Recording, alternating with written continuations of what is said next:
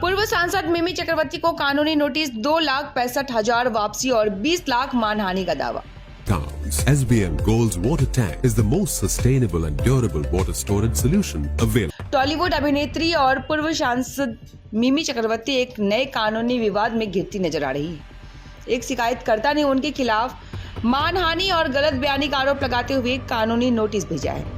Notice में 2,65,000 रुपए तत्काल लौटाने की मांग की गई है। साथ ही सार्वजनिक रूप से अपमानित करने के आरोप में 20 लाख रुपए की मुआवजे की भी मांग की गई है। शिकायतकर्ता ने यह भी कहा है कि मिमी को सार्वजनिक तौर पर माफी मांगनी चाहिए। शिकायतकर्ता का दावा है कि उनके खिलाफ लगाए गए आरोप, विशेषकर घर जाकर फोटो खिंचवाने की बात, पूरी तरह मनगढ़ंत है और उनकी छवि खराब करने की साजिश है। फिलहाल इस पूरे मामले पर मिमी चक्रवर्ती का उनकी टीम की ओर से कोई आधिकारिक प्रतिक्रिया सामने नहीं आई है। नमस्कार, আমি তনয় শাস্ত্রী।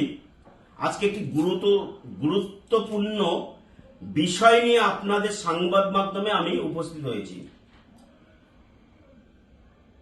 একটি আলোচনা যেটা হচ্ছে আমাদের প্রতি বছরের ন্যায় এবছরেও 2026-এ 23শে জানুয়ারি থেকে 25শে জানুয়ারি পর্যন্ত আমাদের একটি সাংস্কৃতিক অনুষ্ঠান হয়েছে এবং প্রত্যেকটা অনুষ্ঠানে আমরা আইনের ঊর্ধ্বে প্রশাসনিক নির্দেশ অনুসারে আমরা 23 তারিখ থেকে 25 তারিখ পর্যন্ত অনুষ্ঠানটি সময়সীমা বেঁধে পরিচালনা করে এবং অনুষ্ঠানটি সমাপ্ত করি।